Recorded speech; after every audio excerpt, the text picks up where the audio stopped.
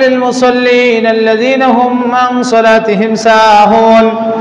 দুর্ভোগ ওই সকল নামাজীদের জন্য যারা তাদের নামাজের বিষয়ে উদাসীন অথবা অক্তমতো সালাত আদায় করে না। কি করে না? অক্তমতো সালাত আদায় করে না, নামাজ পড়ে না, নামাজের সময় চলে যাচ্ছে কিন্তু সালাত আদায় করে না, অথবা অক্ত শেষ হয়ে যাওয়ার পরে সে যাচ্ছে। এই নামাজের বিষয়ে, এই নামাজীদের বিষয়ে আল্লাহ বলছেন দুর্ভোগ ওই সকল নামাজীদের বিষয়ে জন্য যারা কি করে তাদের সালাতগুলো অক্তমতো আদায় করে না, যারা তাদের সালাতগুলোর কি পাবন্দি করে না, যারা তারা সালাতগুলো কি সময় মতো খেয়াল মতো কি আদায় করে না, এই সকল ব্যক্তিদের জন্য, নামাজীদের জন্য দুর্ভোগ।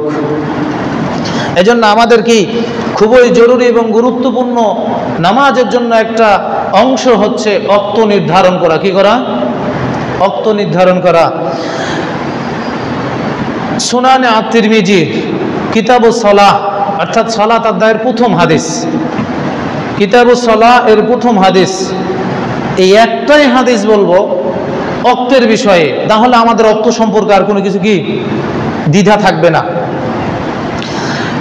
আল্লাহ রাসূল সাল্লাল্লাহু আলাইহি ওয়াসাল্লামের এই হাদিস থেকে আমরা বুঝতে পারি আমাদের উপর আল্লাহ তাআলা নামাজকে ফরজ করে দিয়েছে, সালাতকে ফরজ করে দিয়েছে, কিন্তু অক্ত জানি না কোন সময় সালাত আদায় করব, কখন কোন সময় সালাত আদায় করব, কোন সালাত কখন করব, ফজর কখন করব, জোহর কখন পড়ব, আসর কখন পড়ব, এই ওয়াক্তটা যখন আমরা জানি না, যখন আমাদের কাছে এই বিধানটা আসে নাই। আল্লাহর নবী সাল্লাল্লাহু আলাইহি ওয়াসাল্লাম ইরশাদ করেন, একদিন ফজরের সময় অথবা জোহরের সময় জিবরাইল আলাইহিস সালাতু ওয়াস সালাম আগমন করলেন। কোন সময়? তিরমিজির এই হাদিসে ফজর থেকে বর্ণনা করা হয়েছে, আবার সুনানে ইবনে মাজার হাদিসে জোহর থেকে বর্ণনা করা হয়েছে। যাই হোক, অক্তর যে কোনো একটা অক্তে, জোহরে হোক অথবা আসরে হোক, অক্তটা সময়টাই ছিল একই। জিবরাইল আলাইহিস সালাতু ওয়াস সালাম আসলেন এবং রাসূল সাল্লাল্লাহু আলাইহি ওয়াসাল্লামকে মুসল্লি বানাইলেন। প্রথম দিন ফজরের সালাতে দাঁড়িয়ে গেলেন, ইমামতি করছেন জিবরাইল, পাশে কে? মুহাম্মদ সাল্লাল্লাহু আলাইহি ওয়াসাল্লাম, অর্থাৎ সালাত শিক্ষা দিচ্ছেন, ওয়াক্ত শিক্ষা দিচ্ছেন, কোন সময় সালাত আদায় করবে। এই দ্বিধা দ্বন্দ্ব কাটানোর জন্য প্রথম দিন জিবরাইল আলাইহিস সালাতু ওয়াস সালাম আল্লাহর পক্ষ থেকে আগমন করলেন। ফজরের আউয়াল ওয়াক্তে দাঁড়িয়ে গেলেন, তখন অন্ধকার ছিল, চারদিক অন্ধকার। মানুষ, মহিলারা রাস্তা দিয়ে গেলে, মসজিদে যাতায়াত করলে তাদেরকে চেনা যাইত না কে, এরকম অন্ধকারের মধ্যে সালাতে দাঁড়াইলেন। এরপরে যখন জোহরের ওয়াক্ত আসলো, জিবরাইল আলাইহিস সালাতু ওয়াস সালাম জোহরের ওয়াক্তটা আউয়াল ওয়াক্তে যখন সূর্য জুতার ফিতা পরিমাণ একটু হেলে গেছে, অর্থাৎ ঠিক দ্বিপ্রহর যখন মাথার উপরে সূর্য থাকে, এখান থেকে যখন কিঞ্চিত পরিমাণ হেলে যায়, এমন সময় জিবরাইল আলাইহিস সালাতু ওয়াস সালাম রাসূলুল্লাহকে নিয়ে জোহরের সালাত আদায় করলেন। এরপরে আসরের সালাত এমন সময় আদায় করলেন, ছায়া আসলে, অর্থাৎ তখন সূর্য অনেক উত্তাপ ছিল, উপরে ছিল, অর্থাৎ একজন মানুষের একটা ছায়া সম পরিমাণ যখন হয়েছিল, তখন তিনি কি করলেন? সালাত আদায় করলেন। যেমন একটা জিনিস আমি বুঝাই আপনাকে, একজন মানুষ দাঁড়াইছে, এখন সূর্যটা এই পরিমাণ হেলেছে যে মানুষটার যতখানি অতখানি তার ছায়াটা গেছে, এটাকে বলে ছায়া আসলি। এটাকে বলে কি? ছায়া আসলি, অর্থাৎ নিজস্ব শরীরের সমপরিমাণ ছায়া হলে এই সময় জিবরাইল আলাইহিস সালাম কি আসরের নামাজে দাঁড়াইলেন। এরপরে মাগরিবের সময় আসলো, মাগরিবের সময় সূর্য অস্তমিত হওয়ার সাথে সাথেই সালাতে দাঁড়াইলেন জিবরাইল আলাইহিস সালাম। এরপরে এশারের সময়, কখন? এশারের সময় হচ্ছে পশ্চিম আকাশে যখন লাল অংশ কেটে যায়, ভালো করে বুঝবেন, সূর্য ডুবার পর কিন্তু একটা লাল রেখা দেখা যায় আকাশে, এইটা যখন কেটে গেল তখন কি করলেন? জিবরাইল আলাইহিস সালাতু ওয়াস সালাম এশারের সালাতে দাঁড়ালেন। তাহলে 5 ওয়াক্ত সালাত উনি শিক্ষা দিলেন। এরপরে পরের দিন আবার ফজরের সময় জিবরাইল আলাইহিস সালাতু ওয়াস সালাম আসলেন। আল্লাহ রাসূল সাল্লাল্লাহু আলাইহি ওয়াসাল্লাম বর্ণনা করেন, জিবরাইল আলাইহিস সালাতু ওয়াস সালাম আমাকে নিয়ে সালাত আদায় করলেন, তখন ফর্সা হয়ে গেছিল। কি হয়েছিল? ফর্সা হয়ে গেছিল, মানে দেখা যায় তো সবকিছু, মানে সকালটা এতটা হয়েছিল কি ফর্সা হয়ে গেছিল।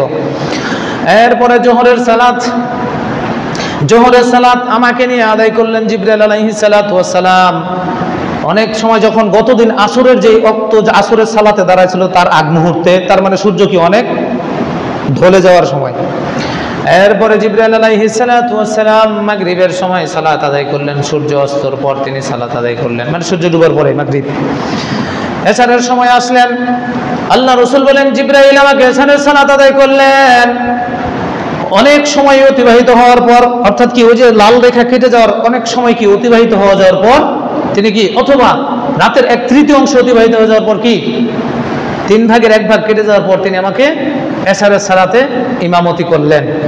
এরপরে জিবরাইল আলাইহিস সালাতু ওয়াস সালাম এই 2 দিন যে সালাত আদায় করালেন আল্লাহর নবীকে, রাসূল সাল্লাল্লাহু আলাইহি ওয়াসাল্লাম বলছেন, রাসূলুল্লাহ সাল্লাল্লাহু আলাইহি ওয়াসাল্লামকে বলছেন জিবরাইল, ওগো আল্লাহর হাবিব আল্লাহর রাসূল, এই সময়, এই 2টা সময়ের মধ্যবর্তী সময় হচ্ছে আপনার উম্মতের জন্য নামাজের সময়।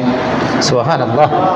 একটা কথা ছুটে গেছে, আসরের রক্ত, দ্বিতীয় দিন আসরের রক্ত, দ্বিতীয় দিন আসরের সালাত আদায় করাইছেন জিবরাইল আলাইহিস সালাম রাসূলুল্লাহকে নিয়ে, যখন সূর্য পশ্চিম আকাশে একদম অস্তমিত হবে তার আগে যে হলুদ ভাব দেখা যায় না, এই হলুদ ভাব হওয়ার আগ মুহূর্তে, তার মানে কি সূর্য ডুবার আগ মুহূর্তে কি জিবরাইল আলাইহিস সালাম আসরের সালাত আদায় করেছেন। এখন কথা হচ্ছে জিবরাইল 2 ওয়াক্তেই পড়লেন, আউয়াল ওয়াক্ত পড়ালেন, আখির ওয়াক্ত পড়াইলেন, এবং পড়ানোর পর বলছেন এর মধ্যবর্তী সময় আপনার উম্মতের জন্য কি নামাজের সময়। এই 2 সময়ের মধ্যে যে কোনো সময় যে কোনো মুহূর্তে সালাত আদায় করতে পারে। যেই মহল্লায় যেই সময় যেই ওয়াক্ত চলে, ওই মহল্লা ওই সময় চললে আমরা ওয়াক্ত মতো সালাত হয়ে যাবে, ওয়াক্ত মতো সালাত আদায় করে ফেলবো, কোনো সমস্যা হবে না। খুব এখন প্রশ্ন আসতে পারে যে হুজুর আপনি কোন ওয়াক্তের কথা বলছেন, আমরাকে আউয়াল ওয়াক্তের কথা বলছেন নাকি আখির ওয়াক্তের কথা বলছেন? ঠিক আছে না, এটা প্রশ্ন আসতে পারে। তো এই প্রশ্নের জবাব আমি বলবো যে আখির ওয়াক্তের কথা, অর্থাৎ শেষ ওয়াক্তের কথা। কেন? কারণ জিবরাইল আলাইহিস সালাতু ওয়াস সালাম প্রথম দিন করেছেন আউয়াল ওয়াক্তে, পরের দিন করেছেন কি শেষ ওয়াক্তে। আর একটা হাদিসের উসুল হচ্ছে পরবর্তী আমলের জন্য, পরবর্তী আমলের ক্ষেত্রে পূর্ববর্তী আমল রহিত হয়ে যায়। কি হয়ে যায়? পরবর্তী আমল যদি চলে আসে বান্দার কাছে, কোন উম্মতের কাছে যদি পরবর্তী আমল চলে আসে, তাহলে পূর্ববর্তী আগে যে আমলটা ছিল আমলটা কি হয়ে যায়? রহিত হয়ে যায়। তবে সুন্নাহ দুটাই, তবে কি সুন্নাহ দুটাই, যে কোনো ওয়াক্তের যে কোনো সময়ে, ওয়াক্তের মধ্যে যে কোনো সময় আপনি সালাত আদায় করতে পারেন, এতে কোনো সমস্যা নেই।